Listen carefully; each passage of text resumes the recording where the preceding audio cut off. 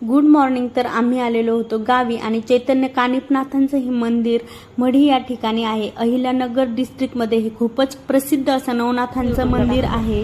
तर आमचं दर्शन झालं होतं, गर्दी अजिबातच नव्हती. तर दर्शन झाल्यानंतर म्हणलं चला थोडंसं फोटोशूट करूया. इथे खूपच मोठा एलिफंट होता, त्याच्याजवळ थोडंसं फोटोशूट केलं. तर सध्या आहेत थंडीचे दिवस आणि वातावरण पण खूप छान झालेलं होतं, आभाळ आलेलं होतं. तर त्यामुळे ऊन अजिबातच नव्हतं आणि मस्त प्रवास करायला पण खूप छान वाटलेलं.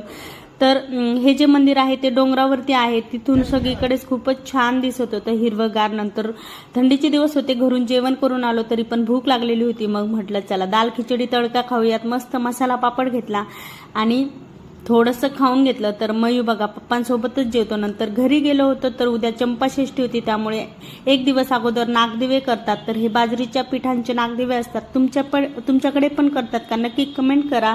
चॅनलला